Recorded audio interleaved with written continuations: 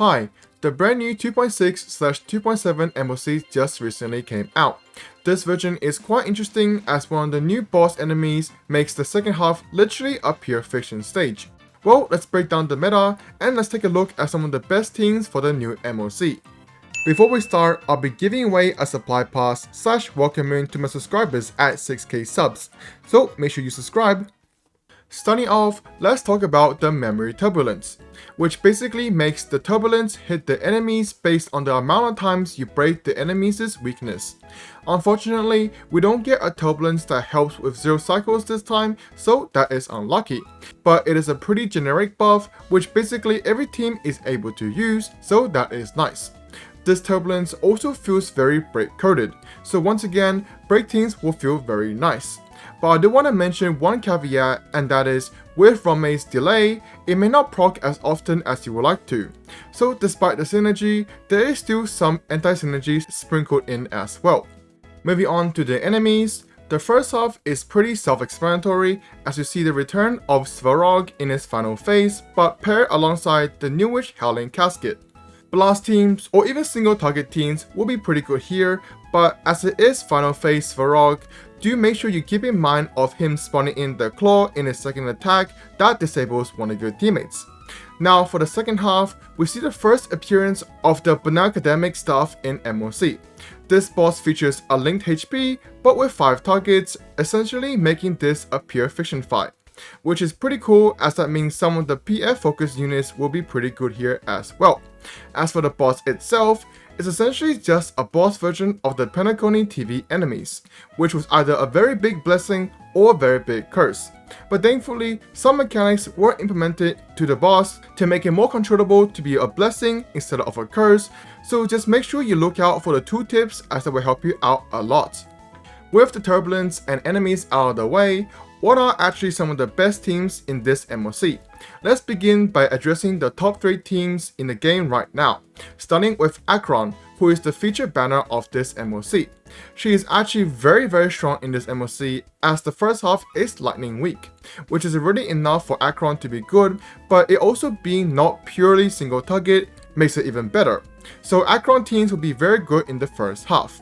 But despite there being no lightning recommendation in the second half, for those that know the potency of Akron in pure fiction, especially with Jiaoju, the second half is also stupidly good for Akron as well, as she does also shine in 5 targets. In addition, due to her ultimate being Omni Element and the little dudes having lightning weaknesses, she's actually able to comfortably break them as well for the memory turbulence. Next up is Firefly, who as per usual is very good for both halves, but not as good as you think, as despite the second half having both fire and imaginary weaknesses, in 5 targets, unless you have E2 Firefly, she is not as optimal as the other break options, but regardless, she's still a very decent option in the second half. However, the first half is a different story. Similarly to Akron in the second half, despite there being no fire recommendation, due to Firefly's ability to add fire weakness and there being a perfect amount of enemies on the field, the nature of the stage makes Firefly actually insanely strong for this half, as it is 2 to 3 targets with meaty HP on each of the enemies. And the third best team comp right now in the game is Follow Up Attack. Follow Up Attack is again very strong, but this time in both halves in a very unique way. In the first half, low target amounts plus wind weakness makes Facial FUA a very obvious choice there. But Dr. Ratio can also get it done as the Howling Casket does have imaginary weakness to aid him a bit. But in the second half, you can also kinda just brute force with Facial as well. However, what is also a very good option is actually to use Jade for this half. Since there are 5 targets in the fight at all times, Jade has actually tremendous value in this half. She doesn't really care about there being no quantum weakness, as the 5 targets alone makes her able to attack really often while also fully using her kit.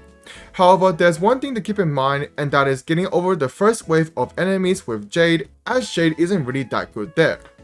Now with the top meta teams out of the way, let's talk about the other teams. Since the Banacademic staff was an enemy made for Rappa, obviously one of the strongest teams of the second half is Rappa. Both having Imaginary Weak and 5 targets makes Rubber actually insanely strong in this MOC.